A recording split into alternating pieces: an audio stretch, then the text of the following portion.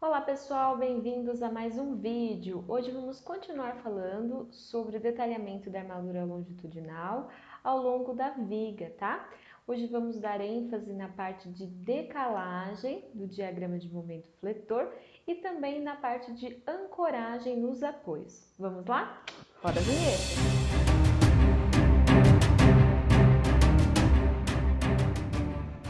Nessa aula, nós vamos continuar falando do detalhamento da armadura longitudinal. Vamos começar falando sobre o deslocamento do diagrama de momentos fletores. Como nós vimos, algumas barras longitudinais elas podem ser interrompidas antes dos apoios. Nem todas as barras vão de fora a fora da viga. Algumas barras elas têm um comprimento menor, O comprimento inicial das barras da armadura longitudinal de uma viga, isso é, o ponto onde inicia a ancoragem, pode ser determinado por meio de medidas efetuadas no diagrama de momentos fletores, tá? E a esses comprimentos deve-se somar o comprimento de ancoragem de cada barra, como a gente viu na aula passada. Mas, na verdade, esses procedimentos eles devem ser feitos não no diagrama de momentos fletores, mas no diagrama de forças nas armaduras. Então, seria um diagrama de RST. Lembrando que RST é igual ao momento solicitante de cálculo dividido por Z, que é o braço de alavanca. Bom, vale lembrar também que até aqui a gente levou em consideração apenas o efeito da flexão. Falta a gente levar em consideração o efeito do cisalhamento, Então, o valor de comprimento obtido ainda não é o valor final do comprimento da barra, pois nós temos que levar em consideração o efeito do cisalhamento, Devido à ação da força cortante. A NBR 6118 indica que para determinar o ponto de interrupção da barra, deve-se deslocar o diagrama de momento fletor. Chamamos esse deslocamento de decalagem e corresponde a uma translação paralela ao eixo da peça no sentido mais desfavorável, em um valor AL, como eu estou indicando aqui, tá? Esse valor AL. Então, a pergunta que fica é, por que eu tenho que fazer o deslocamento do diagrama? Por que eu preciso fazer a decalagem? Bom, a resposta é porque nós utilizamos modelos de cálculo diferentes quando a gente dimensiona o elemento à flexão e quando dimensiona o elemento submetido à força cortante. Quando a gente fez nas outras aulas, o dimensionamento do elemento considerando apenas a flexão, nós fizemos o equilíbrio da seção transversal. Lembra? Bom, quando nós formos agora na próxima unidade tratar sobre o dimensionamento de elementos submetidos à força cortante, nós vamos utilizar um novo modelo, um modelo chamado treliça de Morse. Então, são dois modelos diferentes. Então, nós fazemos a decalagem para compatibilizar o valor da força atuante na armadura tracionada, determinada no banzo tracionado da treliça de Morse, com o valor da força determinada segundo o diagrama de momentos fletores de cálculo. Então, a gente faz isso para fazer uma compatibilização, tá? E aí, o valor de AL para a decalagem do diagrama, nos banzos tracionados, depende do modelo de cálculo adotado para o cálculo da armadura transversal. Nós vamos ver que a NBR 6118 traz dois modelos de cálculo, o modelo 1 e o modelo 2.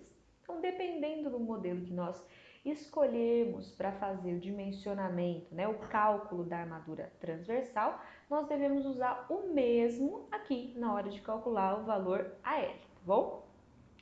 Lembrando, então vamos entender isso um pouquinho melhor. Quando a gente está fazendo o dimensionamento a flexão, nós consideramos um modelo de viga, E fazemos lá o equilíbrio da seção transversal. Como que é levado em conta o efeito do cisalhamento devido à força cortante em vigas? Nós vamos utilizar o modelo de treliça de Morse, que apresenta a viga fissurada próxima à situação de ruína. Então, olha aqui, estou mostrando aqui para vocês como seria essa ideia da treliça de Morse. Então, a partir da configuração de ruptura, Morse idealizou um mecanismo resistente, assemelhando a viga a uma treliça. Então, olha só, ele considerou, que o concreto comprimido, ou seja, o concreto acima da linha neutra, representasse o banzo comprimido da treliça. Já a armadura longitudinal, as barras da armadura longitudinal, representam o banzo inferior da treliça. As diagonais comprimidas da treliça são representadas pelas bielas de concreto, ou seja, o concreto íntegro entre as fissuras, tá? Finalmente, nós temos os montantes da treliça representados aí pelos estribos, pela armadura transversal.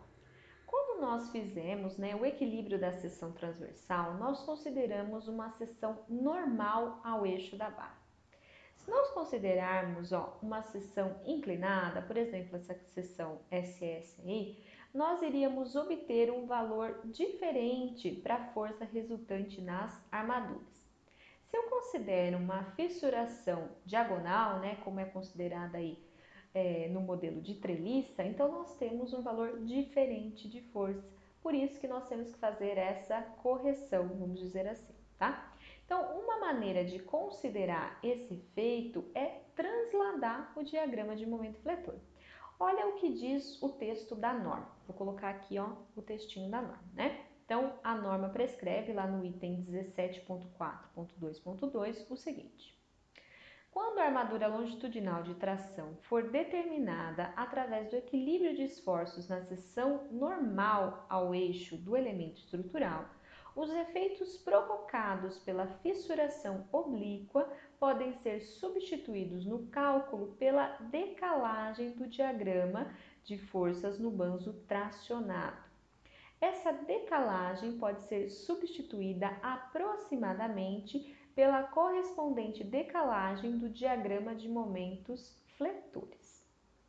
O valor de AL, para a decalagem do diagrama nos banzos tracionados, depende, como nós vimos, do modelo de cálculo adotado para cálculo da armadura transversal. Então, nós podemos aí ter dois modelos, como eu disse para vocês. O modelo 1 admite que as diagonais de compressão, então as bielas de concreto, elas têm inclinação constante e igual a 45 graus em relação ao eixo longitudinal da peça. E que o valor de VC tem um valor constante. Nós vamos ver direitinho o que quer dizer esse VC aí, tá? Mas é uma parcela de contribuição do concreto na capacidade resistente aí à força cortante. O modelo 2 admite que as diagonais de compressão têm inclinação arbitrária e que pode variar entre 30 graus e 45 graus, tá? Nesse caso, o valor da parcela VC também ela varia conforme eu vario aí o valor do ângulo, tá bom? Como calcular o valor de AL? Quando a armadura transversal for calculada de acordo com o modelo 1 da NBR 6118, a L deve ser calculado por esta equação aqui. Então, veja só. A L é igual a D que multiplica VSD máximo dividido por 2 vezes VSD máximo menos VC, que multiplica 1 mais cotangente de alfa menos cotangente de alfa, limitado ao valor de D. Então, a L é sempre menor ou igual a D. Então, vamos ver o que significa cada um desses parâmetros, VSD máximo é o valor da força cortante de cálculo máxima. VC é a parcela da força cortante resistida pelo concreto e pode ser calculada como VC igual a 0,6 que multiplica FCTD vezes BW vezes D. Alfa é o ângulo de inclinação dos estribos em relação ao eixo da peça, que pode variar de 45 a 90 graus. Bom, então com isso nós conseguimos obter o valor de AL. Bom, ainda tem algumas outras recomendações. AL deve ser igual a D quando eu tiver o módulo de FSD máximo menor ou igual ao módulo de VC. Quando a armadura transversal for calculada pelo modelo 2, né, da NBR 6118, nós devemos calcular a L segundo esta equação aqui, ó. Então, a L é igual a 0,5D, que multiplica cotangente de θ mais cotangente de alfa. Lembrando que θ é o ângulo de inclinação das bielas de concreto e alfa é o ângulo de inclinação dos estribos. O valor de AL nesse caso deve ser maior ou igual a 0,5D se eu tiver alfa igual a 90 graus e 0,2D se eu tiver estribos a 45 graus. Agora vamos voltar a falar sobre ancoragem. Agora vamos falar da ancoragem da armadura de tração junto aos apoios. Bom, por que essa parte não está lá junto do vídeo anterior que eu estava falando de ancoragem? Porque isso aqui depende de AL e nós acabamos de ver o que é AL, né? Que é essa parte do deslocamento do diagrama de momentos fletores. Bom, segundo a NBR 6118, no item 18.3.2.4, ela fala o seguinte, ó. Os esforços de tração junto aos apoios de vigas simples ou contínuas devem ser resistidos por armaduras longitudinais. Então, devem ser previstas armaduras longitudinais nos apoios. Vamos ver de que forma. Bom, se o apoio tiver um momento positivo, o que a norma diz? A norma diz que a armadura nesse apoio ela deve ser obtida através do dimensionamento, né, para o momento que ocorre na seção. Agora, se eu estiver pensando em apoios extremos de vigas simples ou contínuos, o que a norma fala para a gente? Bom, o apoio extremo é o apoio onde não ocorre a continuidade da viga, geralmente o primeiro e o último, tá? E a ancoragem da armadura longitudinal positiva nos apoios extremos é extremamente importante para a segurança estrutural. Quando eu faço deslocamento, né, do diagrama de momentos fletores, do jeito que eu estou indicando aqui, ó, o que nós vamos observar? Nós vamos observar, né, um momento fletor, geralmente positivo, portanto, que traciona a borda inferior do apoio. Então, é necessário eu dispor aí um valor de armadura para resistir a essas tensões. Bom, então como que eu vou fazer isso? Segundo a NBR 6118, para garantir que tenha essa ancoragem da diagonal de compressão, é necessário dispor aí armaduras capazes de resistir a uma força de tração chamada FSD. Essa força de tração FSD ela é calculada por essa equação que eu estou mostrando aqui. Então, FSD é igual a AL dividido por D vezes VSD mais NSD. NSD aí é um valor de força de tração que pode existir na viga. Se não existir, ela é igual a zero. VSD é o valor da força cortante no apoio. Então, esse daí é o valor da força que a armadura deve resistir, certo? Então, a partir dessa força, eu consigo calcular a área de aço que eu vou precisar, que eu chamei aqui, ó, de AS calculado. E é obtido da seguinte maneira, né? AS calculado é igual a força FSD dividido por FYD. Então, eu descubro a área de aço necessária que eu calculei para essa seção do apoio, tá? Bom, mas aí a norma traz mais uma condição, que seria como uma condição de armadura mínima, tá?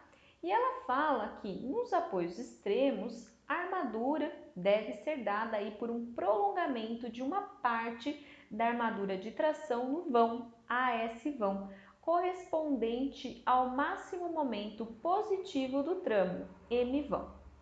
Então, olha só, a gente vai calcular o valor de AS, né, através do valor da força FSD e vai também verificar se esse valor calculado é maior do que esse mínimo, né, exigido pela norma pelo prolongamento de parte da armadura de tração. Então, vamos ver como que fica esse prolongamento. Então, olha só, se no apoio eu tiver um valor de momento no apoio nulo ou negativo e o valor do módulo do momento no apoio for menor ou igual a 0,5 momento no vão, a norma diz o seguinte, que o AS no apoio deve ser maior ou igual ao AS no vão dividido por 3. Agora, se o momento no apoio for negativo e o módulo do momento no apoio for maior que 0,5 momento no vão, então eu tenho que AS no apoio seja maior ou igual que AS no vão dividido por 4. Ainda falando dos apoios extremos, vamos falar agora do comprimento mínimo de ancoragem desses apoios, tá? Então, em apoios extremos com momento negativo ou nulo, as barras devem ser ancoradas a partir da face do apoio com o comprimento dado por essa equação aqui, tá? Então, ela fala o que, ó? LB e mínimo tem que ser maior ou igual ao maior desses três valores, que é LB necessário, R mais 5,5 φ ou 60 milímetros. O R aí é o raio interno de curvatura do gancho.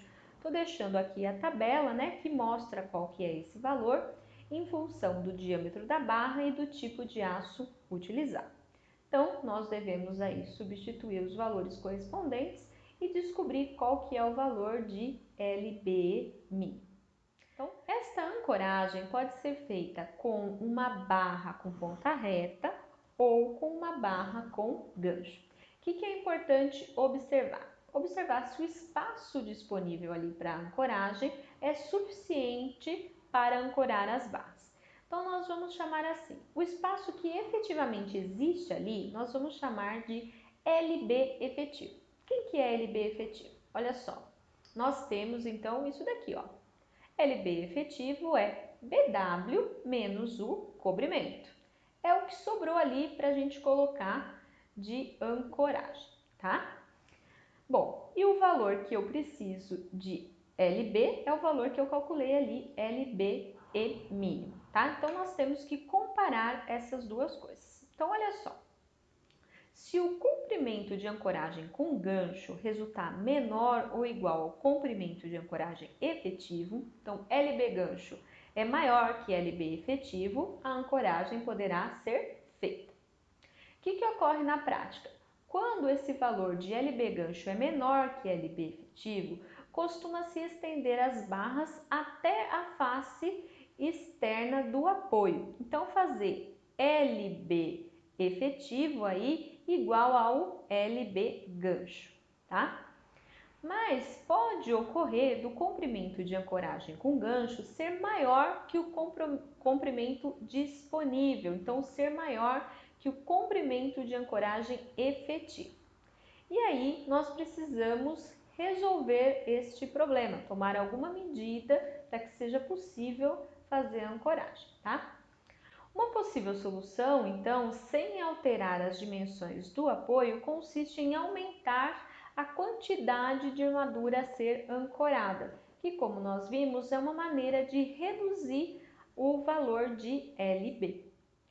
A NBR 6118, no item 18.3.2.4.1, estabelece que, quando houver cobrimento da barra no trecho do gancho, medido normalmente ao plano do gancho, de pelo menos 70 milímetros, e as ações acidentais não ocorrerem com grande frequência, com seu valor máximo, o primeiro dos três valores anteriores pode ser desconsiderado, tá?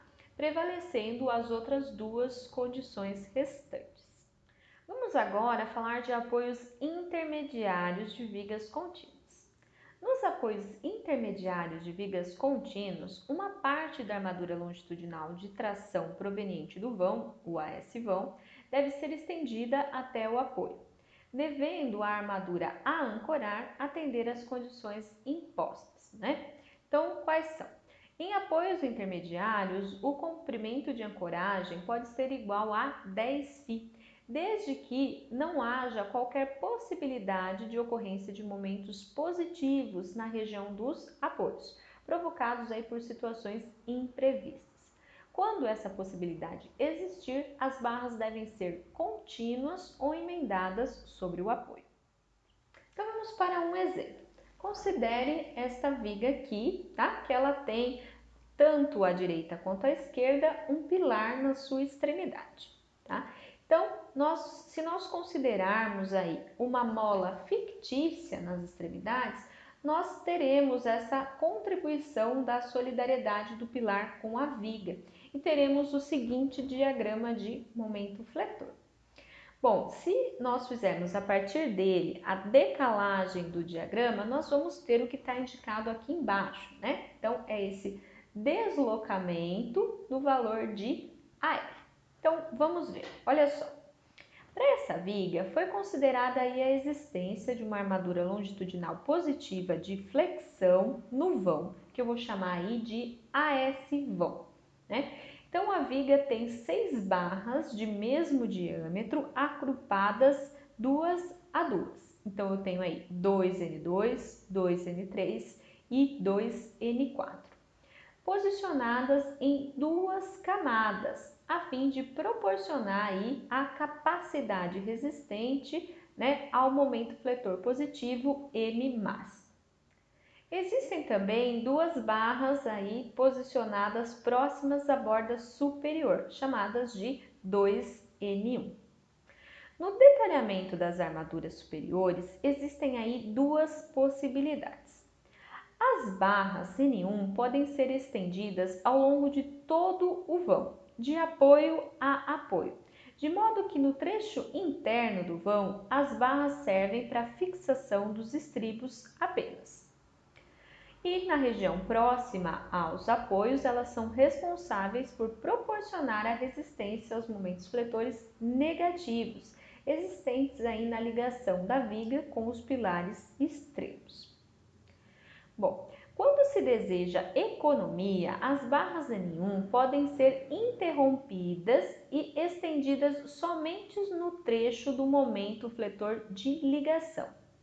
E no trecho interno do vão, devem ser dispostas 2 barras construtivas, chamadas aí de armadura porta-estribo, que eu chamei aqui na alternativa 2 de 2N5, tá? Elas são posicionadas nos vértices dos estribos para sua amarração. No caso das barras da armadura positiva, ao menos 2 devem ser estendidas até os apoios extremos do tramo, certo? Para quê? Para que a gente possa também ancorar os estribos nelas, né? E para comporem também a armadura longitudinal a ancorar nos apoios. Geralmente, as barras dos vértices dos estribos que são estendidas até o apoio para a ancoragem. As demais barras positivas, elas podem ser interrompidas, ou seja, cortadas antes do apoio, né? Conforme o cobrimento do diagrama de momentos fletores deslocado de AR. Então, vamos falar dessa parte, né, do engastamento viga-pilar, da ligação da viga com o pilar. Pode-se considerar, né, que exista um engaste elástico entre vigas e pilares de extremidade. Para isso, é conveniente um estudo da solidariedade dos pilares com a viga. Então, qual é a rigidez da ligação, que permite, então, a transmissão parcial de momentos. Se considerarmos um pórtico de um edifício, pode-se considerar o nó desse pórtico como sendo uma rótula, um engaste ou algo com uma rigidez intermediária. A transmissão dos momentos fletores de cálculo da viga para os pilares de extremidade provoca a força de tração na direção diagonal, como eu estou mostrando aqui para vocês. A NBR 6118 permite considerar de modo aproximado a solidariedade dos pilares com a viga. Assim, quando não for realizado o cálculo exato da influência, pode-se nos apoios extremos considerar o momento fletor igual ao momento de engastamento perfeito multiplicado por um coeficiente. Então, posso considerar esse momento aqui, ó. Então, o momento na extremidade da viga é igual a rigidez inferior mais a rigidez superior do pilar, dividido pela rigidez inferior mais a rigidez superior do pilar, mais a rigidez da viga. Tudo isso multiplicando o momento de engastamento perfeito. O valor de RI, né, o valor dessa rigidez de cada elemento, deve ser calculado da seguinte forma: o momento de inércia daquele elemento dividido aí pelo comprimento LI daquele elemento, tá? Nós vamos ver isso melhor no exercício. O momento existente, então, na ligação viga-pilar de extremidade deve ser resistido por uma armadura. Então, nós teremos que prever uma armadura nessa região. Nós vamos ver isso também, como calcular no exercício. Bom, com isso nós terminamos o vídeo da parte 3 de detalhamento da armadura longitudinal. Falta só mais uma parte, tá? Até o próximo vídeo. Tchau, tchau!